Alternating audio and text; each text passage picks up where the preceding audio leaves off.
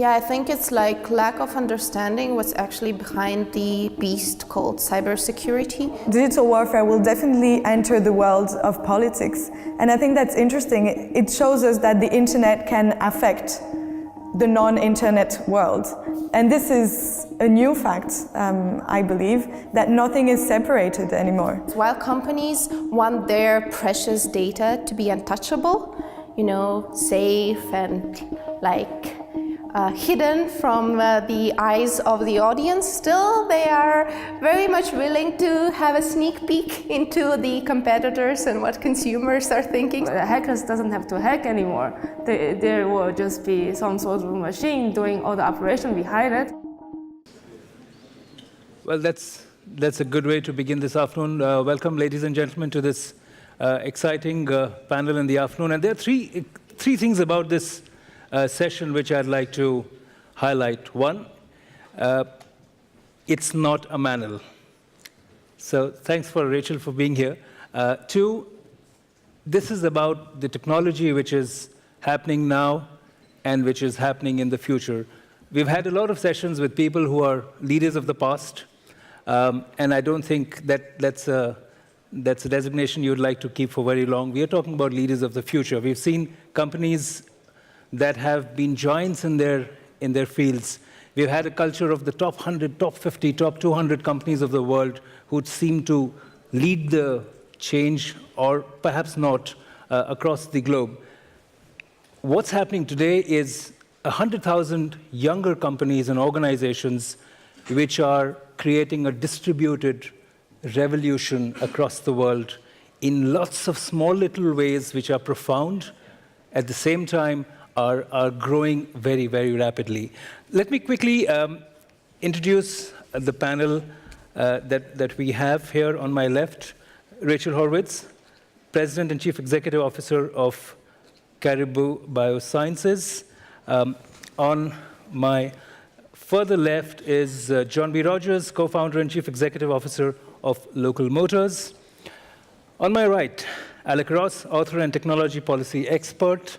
And on my far right, James Kuffner, Chief Technology Officer at Toyota Research Institute. And what is also fascinating about this panel, it's an all-American panel, but we are not discussing politics. So let's begin by what I'm going to request the panelists is to give a short introduction about the exciting work that they've been doing, the products and the technology innovations that they have achieved, and then we jump right into some of the implications and how it's going to be rolling out in the next few years. Rachel, may I begin with you and request you to tell us a little bit about this editing of genes that you're pioneering? Absolutely. So my company, Caribou, is about a 4-year-old startup in Berkeley, California, and we're developing a technology called CRISPR, which lets us go inside of cells and precisely change DNA sequences. We really look very broadly at the applications of this technology, anything from new therapeutics, agricultural applications, industrial bioprocessing, as well as basic research. And so we're really a company that's laser focused on the core technology. And so far, we've partnered with other companies to help them deploy gene editing in their product development cycle. So for example, we've worked previously with Novartis around drug discovery. We've worked with DuPont Pioneer on ways to deploy gene editing in plant breeding. And we're currently working with a British company called Genus to help them deploy gene editing for pig breeding and other livestock applications. There's also the tremendous potential for this technology to really transform human health. And we're co-founders of another company called Intellia Therapeutics that's really taking this technology and hoping to apply it to genetic disorders to actually correct the underlying mutation and hopefully treat or even ideally cure the disease, as well as ways to use gene editing to fight various types of cancer. Thank you. And of course, there are a lot of questions about what does gene editing mean and how will it change us? And do you just edit, or do you also, apart from deletion, do you also add? And that's when the big questions are raised about the technology like this. James, Toyota Research Institute, are you making flying cars? The Toyota Research Institute was created a little over a year ago with an initial $1 billion investment from Toyota to really help it develop artificial intelligence for the next generation of advanced safety and autonomy for its vehicles. We also spend about 30% of our budget on next generation robotics, particularly to support aging society. And then the final part that we work on is what we call accelerated scientific discovery. The idea that we can use cloud computing and digital models of molecules to, for example, find new battery catalysts. Potentially, if you could replace platinum, you could have, according to the theoretical chemists, 2 orders of magnitude in energy density. So you could have a car that could be powered by a battery the size of a cell phone. And we're also looking at new materials science as well. But our core focus is really on the software and to power advanced safety. And one of the concepts that we're looking at is what we call Guardian, which is there's forward collision warning and automatic emergency braking that a lot of cars, and if you buy a Toyota in the US in 2017, it'll come standard. But imagine if your car would keep you safe. And statistically, automatic emergency braking reduces dramatically rear-end collisions. We think we can do a lot better with better sensors and smarter software.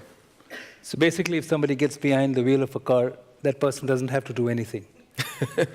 In the future, of course, currently, when people say, when are we going to have driverless cars? Of course, the key question that has to be answered first is, under what conditions are you saying that? If you're talking about highway only, that means no traffic lights, no crosswalks, no pedestrians, no bicycles, clear weather, light traffic, we could do that safely today. But if you're talking about downtown Zurich in very terrible weather and very rush hour traffic, it's going to be several years before we'll have that technology. So I think it's accelerating rapidly, but there's still a lot of work to do. Great. I think there's also this huge school of thought, which while we're talking about driverless cars, there's a whole school of thought which says we should just have less cars. But that's, I think, another discussion we can have a little later in the afternoon. But let me come to John. John, Local Motors, what do you do? Local Motors is a technology company that is changing the way in which we bring products to market. We are a rapid product development company that uses 2 methods. One, co-creation, which is open product development, and the second is powering that by micro-manufacturing. And so the focus of Local Motors' first products have been ground vehicles. And so we are capable of bringing vehicles to market 5 times faster with 100 times less capital investment using co-creation and micro-manufacturing. You could best think about it as open source applied to hardware, so Linux as opposed to DOS. Micro-manufacturing is not really magical, it's just simply using more of a digital ecosystem as we are creating vehicles from the ground up. The current vehicle that we're offering right now is Ollie. It is a level 4 autonomous vehicle that is deploying this year in the United States and in Europe. And so we have our first vehicles in Knoxville and in Berlin and in Copenhagen right now. And so that is what we're about, bringing high technology to products. More broadly, our holding company serves Airbus, General Electric, and Hewlett-Packard right now in using co-creation and micro-manufacturing to rapidly develop the new products that they are working on. And so if you think about it, the days that Saikichi Toyota and Taiichi Ohno and Henry Ford and Frederick Taylor brought us refinement and Kaizen and mass manufacturing methodologies, we are establishing a capability of bringing products to market using the internet and a distributed supply chain to be able to bring these products to market. We started up 12 years ago, so I like to think sometimes about us being an overnight success, 20 years in the making, and we're about halfway through. So our next product is Ollie. You'll see one in Switzerland this year, and we will produce about 1,000 of them next year. So driverless cars. There you have it. Well, everybody wants to have a driverless car, but maybe we'll just talk about less cars some other day. Let's come to Alec. You've written a book about the future of technology, future of industries. what do you see as the key change which is driving the growth in innovation? Sure. I think that land was the raw material of the agricultural age, iron was the raw material of the industrial age, and data is the raw material of the information age. He who owned the land and controlled the land during the agricultural age had the economic power and the political power. During the industrial age, he who owned the factories and controlled access to the natural resources had the economic power and the political power. In the industries that are being described by my co-panelists, he or she who own the data, control the data, or can harvest meaning from the data are those that are creating the industries and businesses of the future. Now, in as sophisticated an audience as this one, you don't need a primer on data analytics, but I do think it's interesting to note that 90% of the world's data, 90% of the world's information has been produced in the last 2 years. And in fact, if you take the sum of all data produced from the earliest recordings of humankind, literally the paintings on the cave walls in France, from paintings on cave walls to the year 2003, the sum of that data we now produce every 2 days. Every 2 days we produce as much information as was produced from paintings on cave walls to the year 2003. And so as we are producing these Pacific Oceans worth of data, it's enabling us to do things like have vehicles that drive autonomously. It allows us to harvest information from the 20 to 25,000 genes that are in each of our bodies to be able to do things like diagnose illnesses earlier, develop custom pharmaceuticals or other such things. And my own perspective on this is that with all of this technology-driven change, my own personal focus is on the human dimension. What are the moral, the ethical, and the economic dimensions of this? You know, people who tend to think about these things, they're either utopian or dystopian. It's either, oh, we're going to live to be 150 years old, happy, healthy, wealthy, lacking for nothing, no more car crashes, or it's dystopian. It's sort of eyes closed, fists clenched, the world is going to be like Mad Max. And so my study of this is really focused on how these changes drive both the promise of the future and the peril of the future. That's well said. Let me, at this point, one thought that and 2 words that you mentioned, I found that a bit dystopian and perhaps rooted in the past: own and control. Right. These are words which would be used by industry leaders of the past. I own this, I control this. And it's a bit paradoxical that you're using these phrases of owning and controlling data as the new method of driving change, which I'd like you to hold the thoughts on these and maybe come to the audience also later, which I find slightly interesting. But let's take a look at I think Google, Apple, Facebook, and Amazon are doing a pretty good job of holding and controlling data. So I don't see a paradox in this. So is that a good thing? Is that what we need to be worried about? You know, again, I don't think it's good. I think there are good aspects to it, and I think that there are bad aspects to it. I like that if I get lost, I can go to Google Maps, and because it has ingested so much data, it can tell me where to go. I like that when I go to Facebook, I can connect with my friends and find out what's going on with them. And, oh, by the way, I don't pay for a single Google search. I don't pay for a single Facebook post. But you don't pay by cash, but you do pay for it in some way. You pay for it by offering some of your personal information to a corporation who will monetize it in a way that you will not perhaps benefit. And that's the negative side. My point exactly.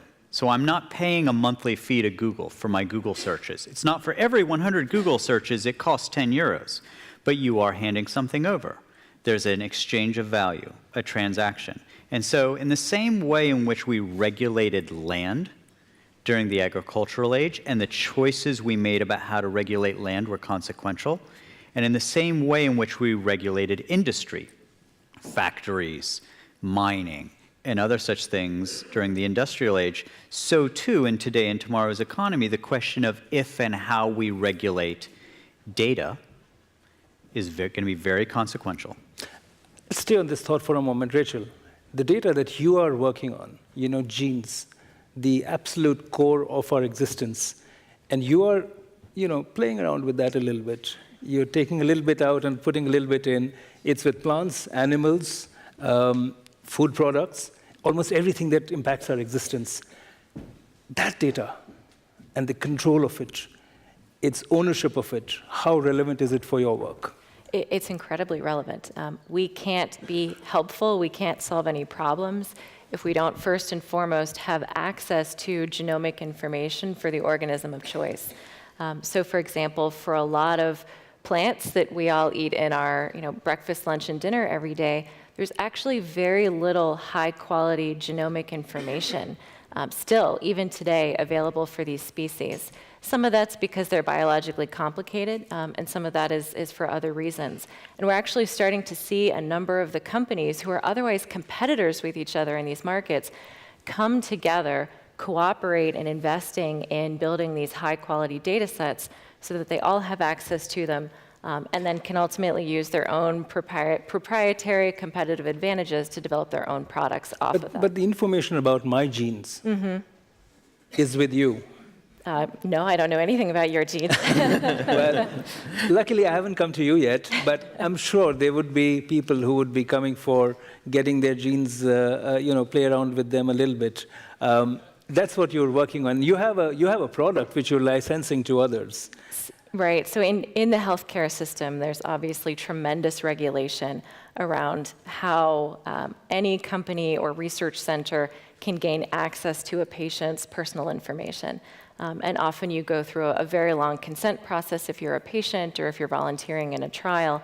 And you typically only consent for providing a very specific type of data. Even if you're providing a sample from which the researcher, in theory, could pull all kinds of other pieces of data, they're only allowed to look at the data that you consented to them having access to. And so I think we're now finding ourselves in the biotech world of people have a wealth of information in the freezer that they're not allowed to look at and they're not allowed to use. Or they have access to information, but they're not allowed to share it with others. And so in a world where we'd like to be able to share more data with each other, for a variety of reasons, we're not able to right now. So let me share a small fact which Rachel updated me yesterday about. We had a conversation. Her technology which she's developed, CRISPR, and if you haven't had your coffee post-lunch, then this is going to wake you up. Her technology, CRISPR, is in the list of WMDs. Can you tell us more about that? Right. We were a little surprised, I think it was last year, to find that the highest-ranking intelligence officer in the United States had listed CRISPR-Cas9 gene editing on the list of potential weapons of mass destruction. So, there's North Korea, there's Russia, and then there's gene editing. Slightly unusual. Now you know why I was worried about my genes. And I think part of that comes from, this is actually a field that's been around for about 15 years, but CRISPR, this particular type of gene editing technology, is very new. It's much easier to use than older types of gene editing technologies. And so it's really sort of democratized gene editing in a way that anyone who's trained a little bit in molecular biology can now use this in the laboratory. I should be super clear. It's easy to use if you know how to work with cell lines or other types of cells that live in the laboratory. It's not easy to edit a human. No one is working on editing humans right now. And all of the therapeutic applications are looking at blood stem cells and other very specialized types of cells and trying to correct mutations in them. Thank you. I've been an editor all my life, but this word now takes a completely new meaning with your technology. Let me pull up the question that we have for this session. It goes beyond the technologies that we're discussing at the panel. Which technology will have the biggest impact on society? And I'll request the board to put up the questions: artificial intelligence, augmented reality, blockchain, biotechnologies. None of these, which I'm probably not going to tick on that one, but please do vote on this, and we'll come back to these questions and thoughts a little later in the day. Let me go across to James. James, we are also discussing, is there something to be afraid of in these technologies? So there is a mix of anxiety and excitement about technology, right? And you saw in the previous panel with Neil Harbison where a lot of people didn't say that they would want to have an implant in themselves. But then we also know that for the last 20 years or so, several technologically led implants are already there in human bodies for correcting so many ailments and problems that we have. So there is a paradox, and again, there's a contradiction of sorts there. At your research, do you come across these kind of questions of whether to or whether not to? I think it's safe to say that in many of these fields, the technology will develop despite our best intentions to prevent it in many ways. And almost all these technologies do have a double-edged sword, where they could be used for good or they could be used in negative ways. I think the important thing is to have the discussion, which is wonderful that St. Gallen and an event like this tries to think about them, in advance of them happening, so that we can sort of look at the end state. The way I look at all the technologies that we're working on, we think that the benefit that they'll provide will be tremendous in terms of safety. I mean, the fact is that over 1.2 million people are killed every year in car accidents worldwide.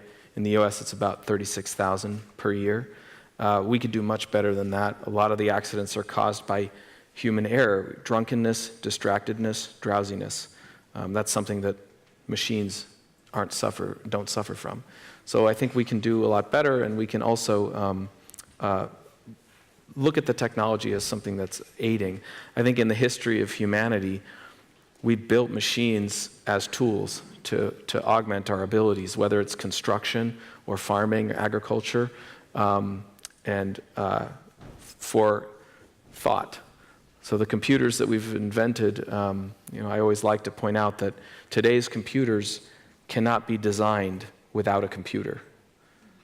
They're the most complex machines that humans have created. So in some ways, you've already ceded control to another machine, because you can't create a better machine without going to a machine. Not really ceded control. What you've done is augmented human capability. So, the construction. But that's a polite way of saying I can't do it anymore. There's still an element of design. I think what is new, and why I think there's an increased discussion of artificial intelligence, is that in the last 10 years, the rise of big data and neural networks and deep learning have led to a more automated approach, where instead of manually designing the algorithms, you train this neural network. And it's beautiful in the sense that all it requires is the data. And as Alex pointed out, it's sort of the new gold or the new oil or the new value chain, especially when the most advanced machine learning algorithms are mostly open source, whether it's Google's TensorFlow or Theano or Torch. All of these open source software gives you access to the best machine learning. And I had joined Google in 2009 and built their self-driving car prototype back then. And there were only a few companies back then where we had access to the cloud. And I felt like I was a software engineer with superpowers, because suddenly I had access to incredible data storage and compute that only a few people had access to. But now with the public cloud, anybody does. So anybody who wants to start a company and use big data or use these tools, and all the machine learning software is open source, you have incredible potential. And so people are really talking about it now, because suddenly you don't have to design the algorithms. They're powered by data. And later on we can talk about sort of my philosophy about how to prevent them from getting out of control. Yeah, but I think we need to take a moment to absorb just now what he's just said.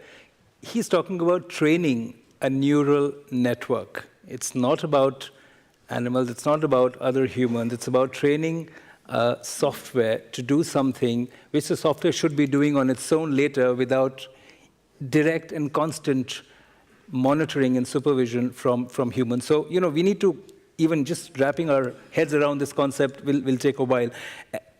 That's something that you do as well, in terms of creating artificial intelligence that's going to drive change. But what is it that makes you afraid of that in that process, and what is it that excites you? I mean, the truth is the future is here, but it is unevenly distributed. And so James has brought up a number of good points. I mean, one is when will we see driverless cars? The question is really under what conditions will we see driverless cars? We take advantage at our company of exactly the same things that you just stated. It would have been impossible for us to build local motors, both either to 3D print vehicles or to be able to build a self-driving vehicle. And now all of those things are possible. So what excites me is that it's a more distributed future for everyone, meaning that there is a rush to judgment to believe that the world will be monetized by software. I actually think that the marginal cost of software is zero, and also the marginal value of software in many cases is zero, because there are so many people that can work on it. Controlling the data is something that's different, though. Being able to use it to be able to achieve effects that you need, it's all too easy to jump over the fact that gene editing is great for the data, but actually I would believe that probably what Rachel does requires a great deal of work in order to be able to do it. The same thing happens for a lot of other things in the physical world that are often ignored. So what excites me is there is a future for the blue collar. There is a future, as we heard yesterday, for the people from somewhere. That excites me. And what worries you? What worries me is that I think that the tyranny of the way in which we think about machines leaves us with a lot of questions, and people could misunderstand them. So to speak specifically in this audience, do you believe in a soft deterministic world, or do you believe in a hard deterministic world? We have reached a singularity of artificial intelligence already. In many cases, we now have, Watson having beaten the best chess player in the world, the best grandmaster in the world. However, the best grandmaster in the world plus Watson beats Watson. And so the question is, reprogramming a neural network, does it take a human to do it?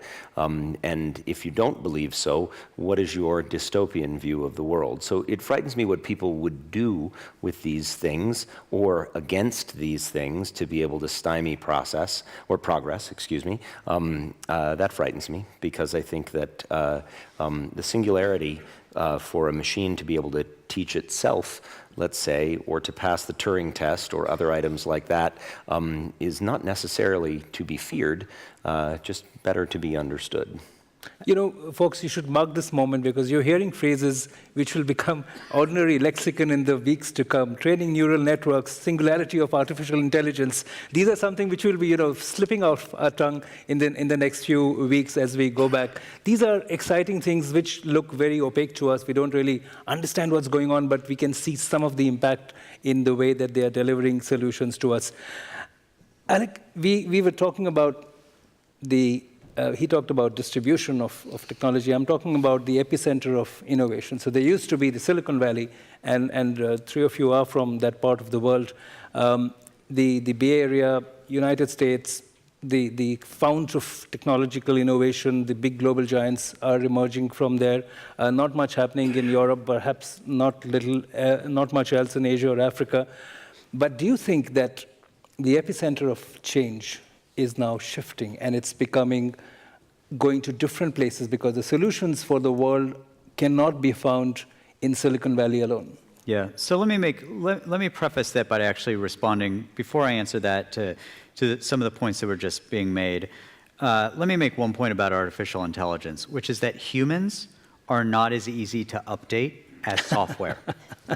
And so while I do think that a lot of us are going to benefit from partnering with machines, and while I do think that reduced loss of life because of car accidents and other such things is a good thing, I'm just asking that we keep both eyes open and recognize, for example, that in Europe, the #1 occupation for men in all of Europe is driving a motor vehicle.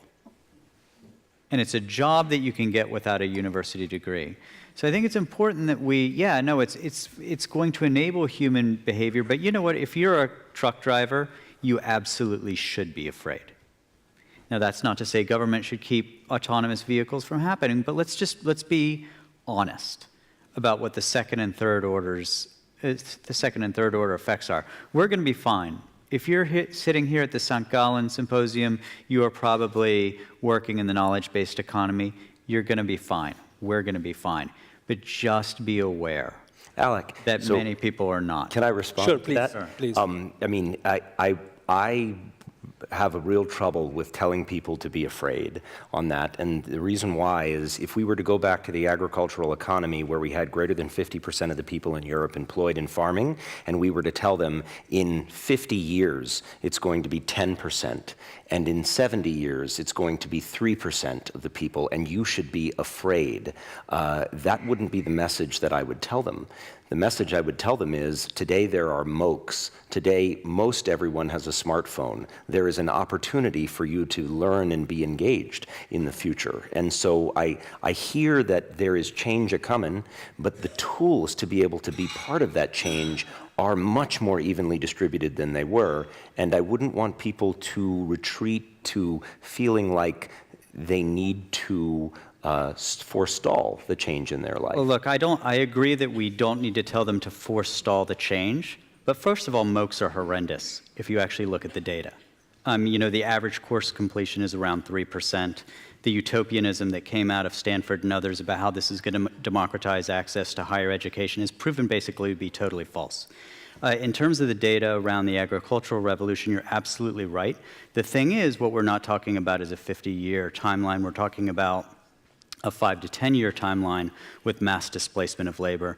Look, I am anything but a Luddite, but what I do believe is that we need public policy that recognizes that our industrial age social contract and our industrial age public policies do not map well to an increasingly technology-rich, knowledge-based economy. But here I would also make the distinction, and one point here which is interesting is that it's also a time of very rapid and short cycles where something like MOOC, which was so contemporary and avant-garde, is already history.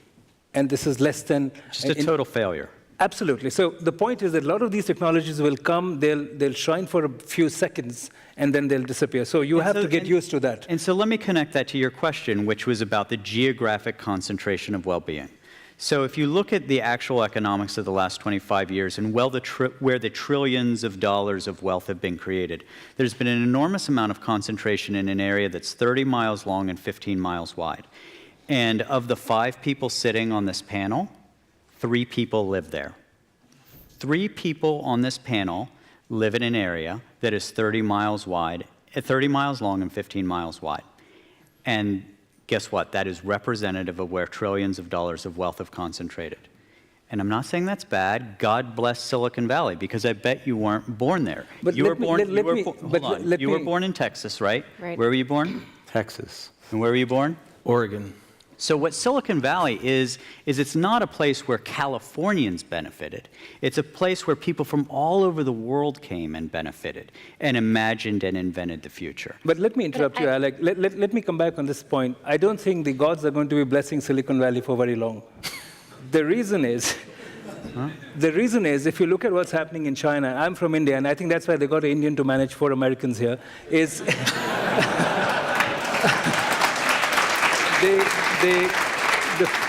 The fact is that in the last 2 years alone, 240 million Indians have joined the financial mainstream, and they haven't used a bank. They haven't used any technology from the Silicon Valley. People are using payment wallets. They're using mobile networks. It's the same in China, and just had a great session with Samuel Agutu, who's doing similar work using mobile technology in Kenya. The point is that when we talk about technology and disruption, we talk about blockchain and artificial intelligence, these are now, and to his point, these are tools available to everybody. They are being further built on outside the Silicon Valley space, outside the European structure and framework of solutions, and therefore, I think this epicenter or this one fount of knowledge that we're used to, I would think that it's not going to be there anymore. Sorry, Rachel, you wanted to. I think that's true, but I think it breaks down in certain situations. So I applaud the broadening of innovation. I think it's only better for society. There are people who are smart outside of that 30 by 15 box.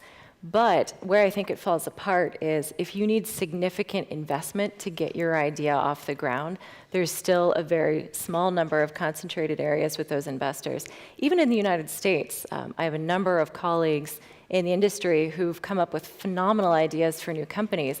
They try to start them in wherever their hometown is, and so many of them struggle to do so and ultimately find themselves in Boston, Bay Area, or New York to be where the money is. And so I think that's still a fundamental bottleneck to all of this. So I think that there will be sort of 12 to 5 foci globally, which will be sort of the HQs for the industries of the future. I think Silicon Valley will probably remain number one. So I don't think we're going to see a descent of Silicon Valley, maybe on a relative basis. But I think we could do a vote on that. Okay.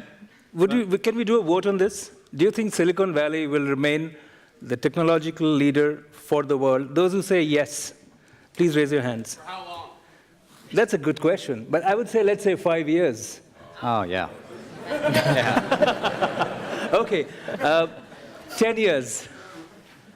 Okay, so it's reducing. But I should also tell you that we are still looking at half a decade and decade as if these are short periods. They're not.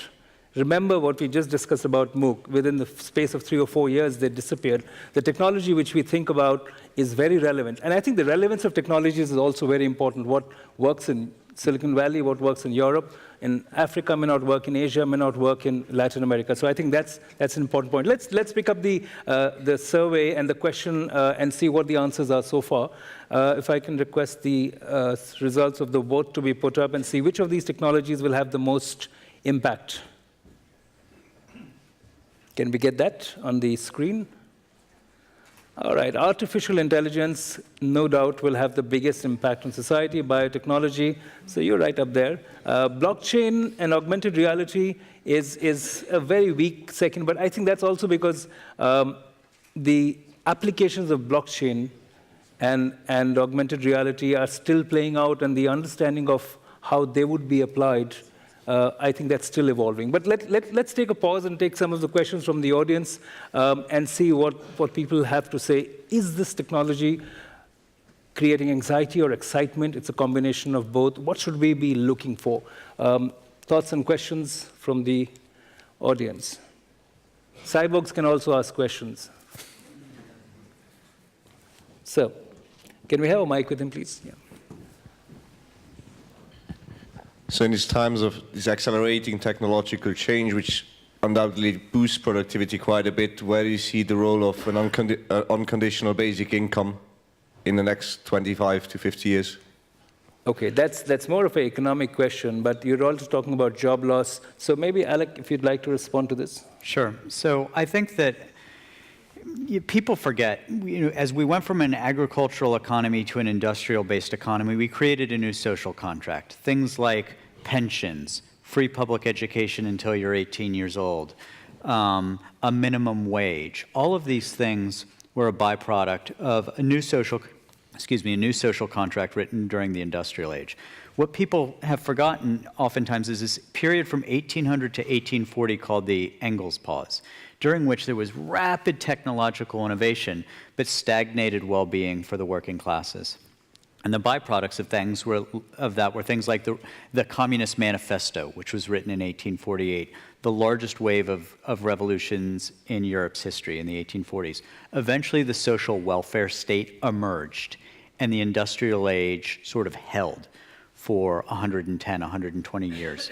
I think that as we move from an industrial-based economy into an information-based, knowledge-rich economy, where you don't have one employer for 30 years, where you may have 20 employers in 30 years, and where we aren't building massive middle classes to produce goods and services, but it takes a relatively small number of employees to produce these goods and services, I think we basically need to rewrite our social contract. We need to rethink the relationship between state, capital, and labor. And a universal basic income could very well be a component of a new social contract. I do think that it is much more likely to be implemented first in places in Europe than in the United States, because Europe is inherently more collectivist, and the United States is inherently much more individualistic. Europe is much more concerned, Europeans, I'm speaking in sort of broad generalizations, but there's much more concern about inequality in Europe, and there's much more concern about what we broadly call opportunity in the United States. And so to the extent that I think a UBI, a universal basic income, is a likely byproduct of the next social contract, I think that it would likely emerge in Scandinavia, in Northern European states, and then if it proves successful, evolve elsewhere. And I'm actually not optimistic about the United States in this respect. If you look at what took place yesterday with Donald Trump's dismantling of Obamacare, what that is doing is it's saying that which is redistributive, that which is collectivist is evil, and we're going to dismantle it. And so I think tensions across a lot of our societies have to do with an environment of increased bounty and increased spread. And those kinds of questions are going to be the most important public policy questions of the next decade. But in some ways, I would say, Alec, and to answer your question, some variants of UBI are already in place in Asia. So a lot of the subsidies which are given on different products and services are now being bundled into cash, which is being directly pushed into account digitally. And that's happening in my country.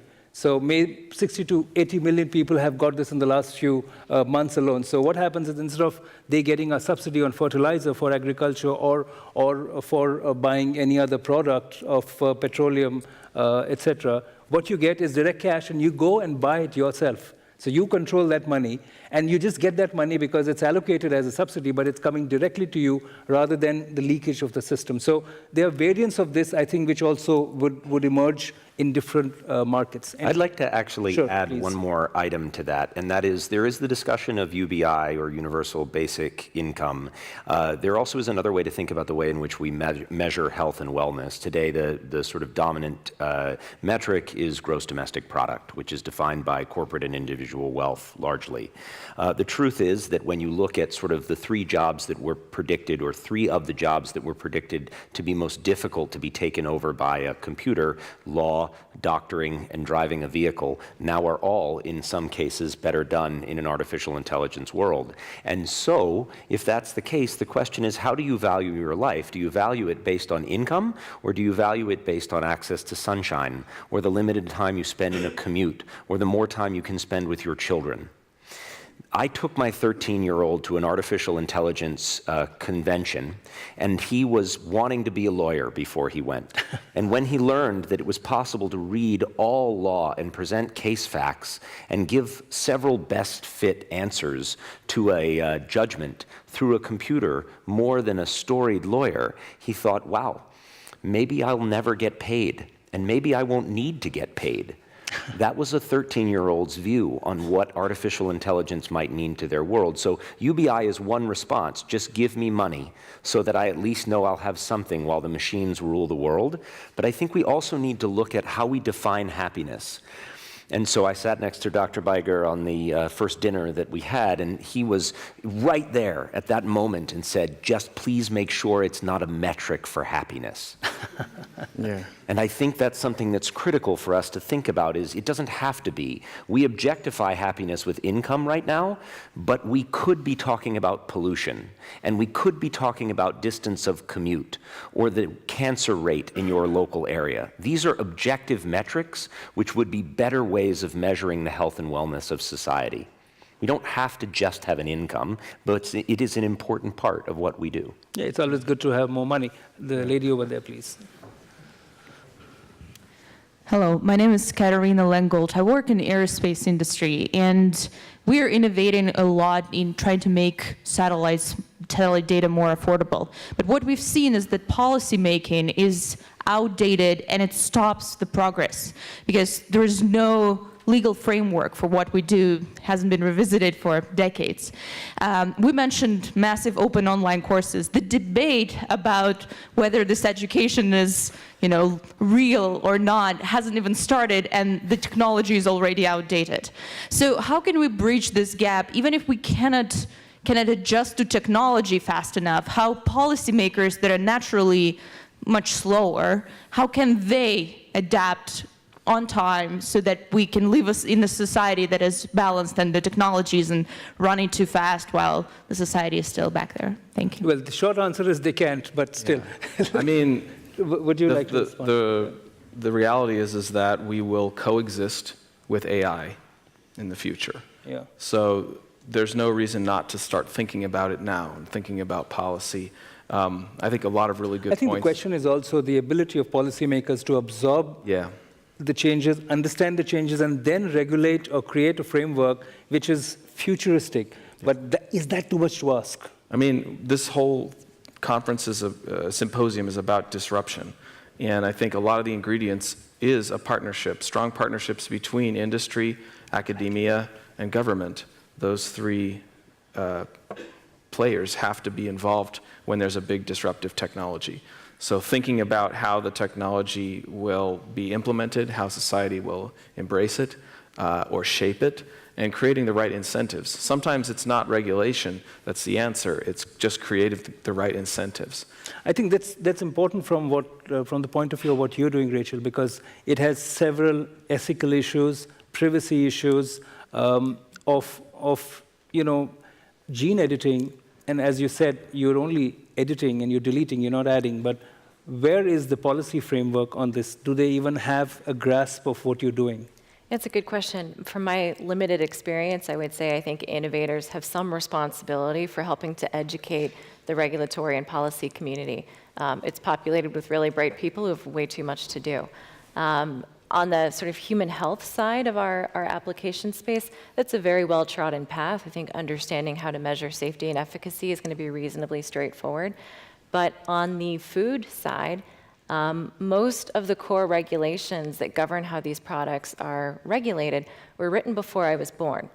They did not anticipate any of the technologies that have been used in the past several decades at this point. And that leaves uncertainty, which is confusing for consumers. And so finding ways for the big food companies and the smaller innovating companies and everyone in between to be part of the dialogue of how we pull that framework to match the products that are being developed and launched right now so that consumers can have a better understanding of how their products are being assessed for safety. There are examples of policymakers who have gotten it. I mean, I worked for 4 years for Barack Obama, and I ran technology policy for his first presidential campaign, and he was great. I mean, he really did understand. He would get into the technology, and if you looked at the Obama administration, there were really strong technology policies. Unfortunately, I think a lot of people here would object to how he used it in terms of surveillance, but he certainly understood the technology, and in the private sector context, he understood it well. There are examples of other leaders. But he did a great job on the drone technology, for instance. He was tremendous, and he understood it. And if I wrote him a memo, the next morning he would come back with questions that showed, he really, really got this stuff. The problem is that that's very unusual. So you're saying that the next level of political leadership? Yes. So what we need are people who have grown up in this world and who have worked in the private sector, who have been entrepreneurs. We need these people to become more politically active. It's the only answer. I mean, these technology policy issues, things related to artificial intelligence and telecommunications and all of these things, these are the most important drivers of public policy over the next 10 years. And I think it's very important for people who actually understand this content to get involved in public policy, because if you don't, you're going to get the same old folks who just don't get it, and then you get very frustrated with them when they regulate things in the wrong way or their policies are out of date or what have you. So I think we need to really be encouraging people who have been successful in this world and telling them, you know what, you should get interested and engaged in government. So technologists should join the world of policymaking. Yes. But there is a risk, because some people would argue that if you allow them to make the policy, then there is no check and balance, because they're so into it that they don't see the change of the technology from different dimensions, which a person who's not a technologist can see: the social impact, the political impact, and such. Yeah, there's no checks and balances now. It's just all lawyers. I mean, that's not going away for a while. No, but this is my point. If we're worried about no checks and balances, if you actually look at the composition right now of political leadership, you're going to get 20 lawyers for every technologist. I think we can change that ratio without worrying about things getting out of balance. Great. We have a few minutes left, so I can take maybe 2 more questions. Right, I see one hand here and then one hand right at the back, and I think that should be good. Maybe I'll collect both the questions and then I'll come to the panel. Hello, ahead, please. I'm Hemin and I come from India. And my question is, do the panelists actually believe that the intellectual property and the patents of all the technologies should be kept free and open-ended? That's a great thought.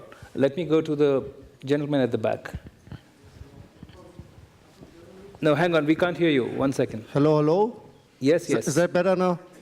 Okay, I'm coming from Germany, from a dramatically aging population society. We've talked a lot about job losses. There's a study by BCG that says that we might be missing 8 million working people in Germany by 2030. So there might be a point that with automation delivered by machine learning, artificial intelligence is right a time to support Germany to achieve or to maintain a level of welfare that we would not have because we're just missing the people. So what do you think of that point? Thank you. That's a great point. But let me also add one simple thought. Germany is leading the drive for automation for every other country in the world. Yes. And you are saying that Germany should actually hold back so that its own welfare can be done. But the impact on some of the other countries is even more tremendous. No, that was not my point. We need to increase the speed of automation because we're going to dramatically lose people that are able to work because they're aging.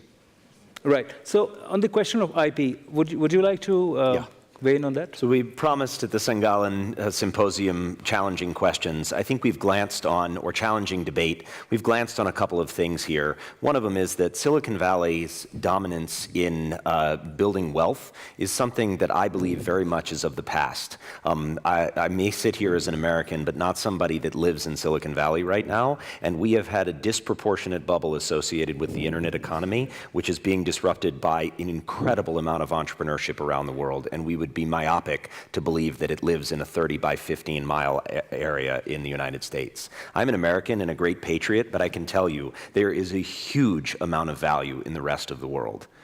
Massive, massive. And please come to Silicon Valley because it's a great place to get food and meet software entrepreneurs. But if you are looking for a hardware entrepreneur that can change the world, you will not find it anywhere within that 30 by 15 matrix, and that includes Elon Musk.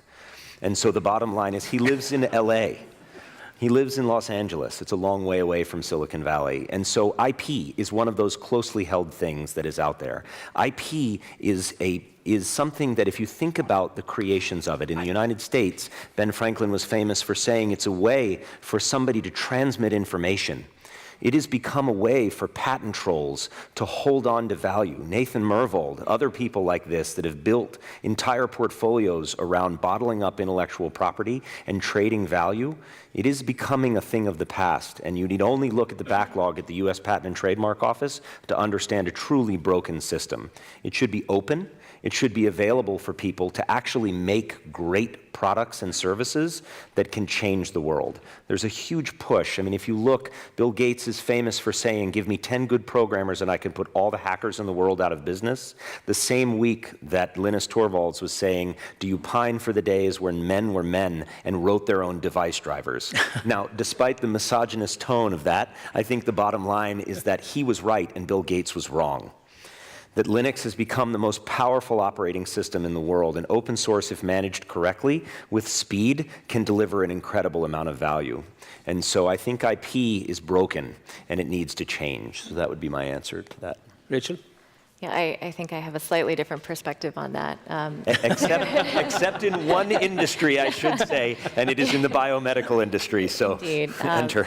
Certainly in the version of the world that we live in right now, having that level of protection around an early idea that's going to take 10 to 15 years and hundreds of millions of dollars, that if you get lucky might be a product someday, it's the first currency you have as an entrepreneur, is that you can begin to write patent applications and ultimately get patents around your core fundamental innovation. And it's your ticket into the door to talk to partners or investors.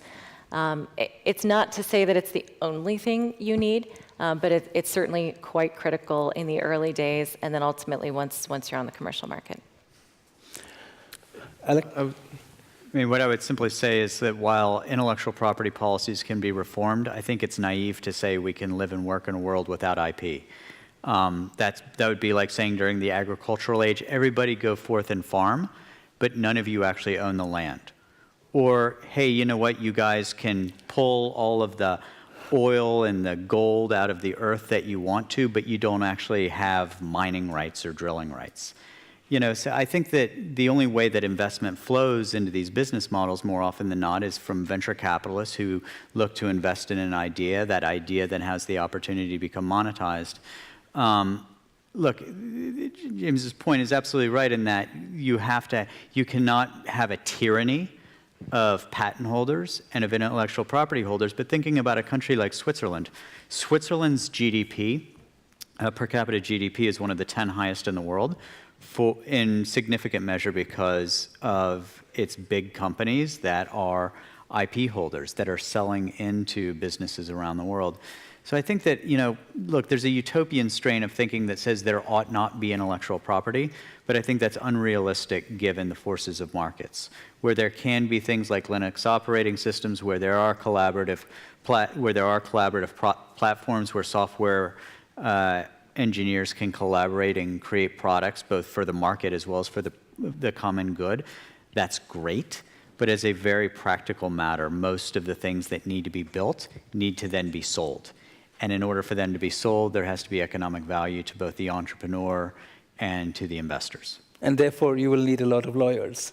Yeah, you know, that's it. That's where a lot of these lawyers are, trust me, you know. They're not going out of business very soon, so, you know. Well, hopefully more of them go out of business soon. Right.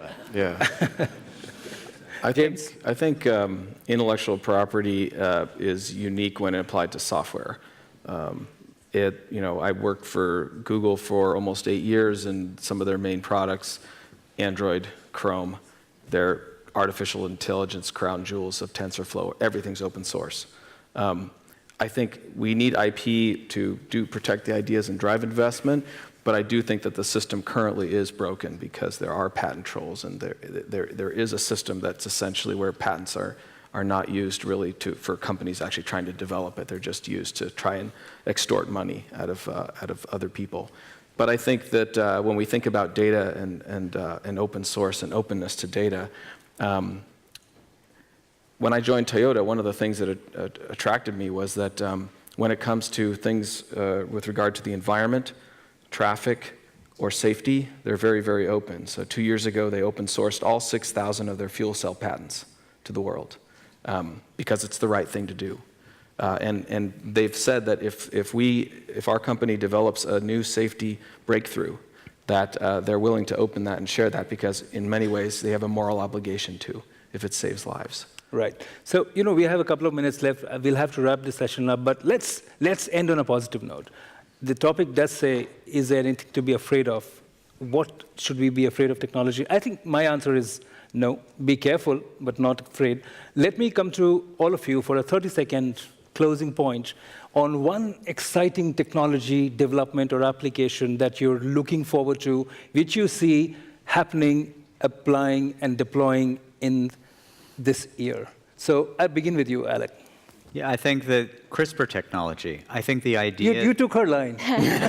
No, but I think that the idea that we can repair damaged DNA of a child still in utero and reduce the likelihood that that child is going to grow up and get Parkinson's during adulthood, if we are able to identify malfunctioning DNA, RNA, and repair it so that debilitating chronic diseases do not make life miserable, then this is absolutely something that we should be doing. And I think that I think there's evidence that, based on the investment and the innovation taking place here, that it's a very promising technology. The last $1 trillion industry was written out of computer code. The next $1 trillion industry, I believe, is going to be written out of genetic code. Great. Rachel, you have to top this. Well, I'm going to agree but disagree, actually. Obviously, I drank the Kool-Aid on gene editing, but I'm not comfortable with in utero editing. And so really what I'm most excited about is some of the trials that are kicking off later this year and early next year to test this in blood disorders and in cancer. I mean, I think the potential to try to open up DNA as you would open up a Word file on your computer and try to rewrite the broken bit and actually cure someone's disease, it's science fiction, and I really, really hope that we see that. And you see this happening in 2017? So the first trial kicked off last year. More trials are kicking off this year and early next year. So very early, hopefully, proof of concept. James, So what do you see most exciting happening this year, 2017, so that when we come back in 2018 at St. Gallen, we say that, we said it here first? I think there's incredible breakthrough in perception for intelligent vehicles and robots.